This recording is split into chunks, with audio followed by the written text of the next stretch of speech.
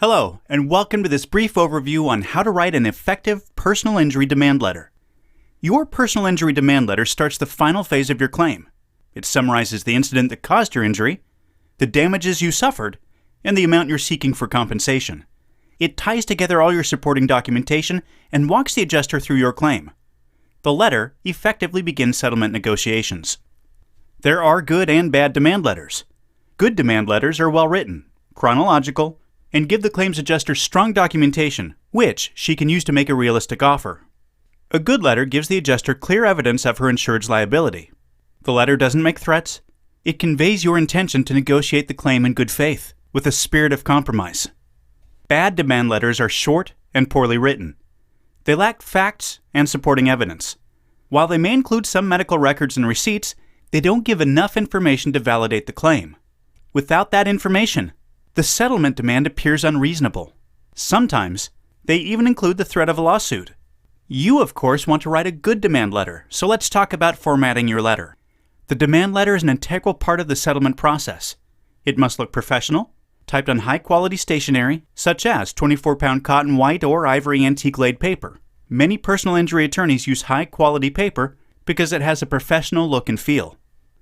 Proper punctuation and grammar are essential. If your writing skills aren't the best, find someone to help you write the letter. It's also a good idea to have several friends proofread it for errors. Here are what the contents of the letter should be. It should have a heading. The heading should include all of the basic information about you, the claim, and the insurance company. It must have all of the details that link the letter to your claim. Here's an example heading. See that it has the date the letter is written, the insurance company name, who is the recipient of the letter, the insurance company's name, attention, followed by the insurance adjuster's name and job title, the insurance company's street address, including the company's city, state, and zip. Next, what is your letter regarding? RE, and then your personal information follows. Claimant, your full name, DOB, date of birth, SSN, social security number, DOL, date of the accident loss, and then the claim number. And of course, the claim number is assigned by the insurance company. And then you're insured, and that would be the name of the at-fault party. After your heading, it's time to present the facts. In the body of the letter, lay out your facts clearly and concisely. To avoid any technical arguments from the adjuster, you can use general language, such as on or about.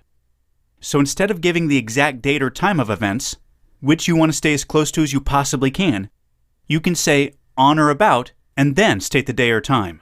For example, instead of saying Thursday at 4:03 p.m., you would say Thursday at about 4 p.m. This prevents the insurance company from denying your claim due to an incorrect time.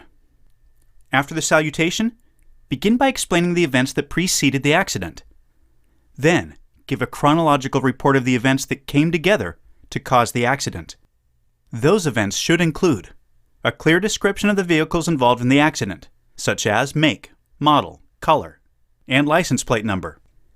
Then, the names of the drivers and passengers, the exact location of the accident, the weather at the time of the accident, the action or omission of the injured that caused the accident, such as running a stop sign, making an illegal left turn, etc. The existence of a police report and reference number. If your set of facts matches those in the police report, emphasize the match. Any traffic tickets given by the police to the insured. Next, we want to go into a description of damages beginning with tangible damages. This is the next step in your personal injury demand letter. An accounting of your medical damages, referred to as specials. It should include a clear and detailed description of your injuries and resulting treatment, beginning at the point of impact. Write this as if you were walking the adjuster through every step along your road to recovery. Clearly relate the levels of pain and discomfort you experienced. Tangible evidence includes descriptions, including dates, of medical treatments you received. Exam and test results, including doctor's diagnosis and prognosis. Types of physical therapy and chiropractic treatment you received. Present your evidence of treatment in the order it occurred. Always be truthful and never include treatment you didn't receive. If the adjuster finds out you fabricated something, your credibility and negotiating position will be permanently damaged. You also want to talk about your intangible damages, and that will come next. After completing the tangible portion of your injuries and treatment, move on to the intangible losses. These are losses that can't be measured objectively and can't be calculated with a simple formula. They can only be described through words. This is the part of the demand letter where you emphasize the pain, suffering, and emotional distress you experienced as a result of the insured's negligence. Include specific details that show how your life was altered, such as canceling a vacation or an important business trip, or not being able to attend an important family event. Relate how the effects of the prescription medication or the injuries themselves prohibited you from normal daily functions, and how you had to rely on others. You can even describe relationships that were strained due to the limitations of your injuries. In addition to listing your tangible and intangible damages, it's very important to communicate to the adjuster the following. You never asked for these injuries and all the resulting problems. You had neither the time nor the desire to be laid up for weeks or months, having to miss work and endure constant pain. You loathe the emotional toll the accident has taken on your relationships with your spouse and your children. It is important to understand and define direct and proximate cause. Although it may be understood between you and the adjuster, never take the insured's liability for granted.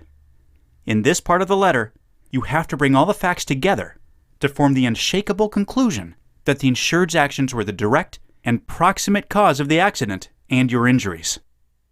Make it perfectly clear you did not contribute in any manner to the accident. Stress that there were no intervening factors which might relieve the insured of liability. Now that all of that's been stated and it's all out of the way, it's now time to focus on compensation. Personal injury claims ultimately come down to money. Your next step in the demand letter is to detail the specific amounts of money you're demanding for all your losses. These losses can include past and future medical losses, out-of-pocket expenses, lost wages, pain and suffering.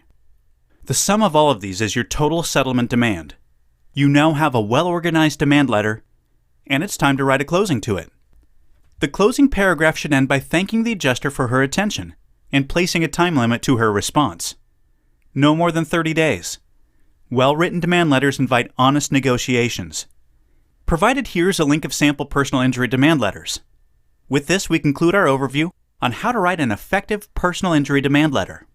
To learn more and get a free case review, visit injuryclaimcoach.com. Thank you so much for watching, and best of luck with your case.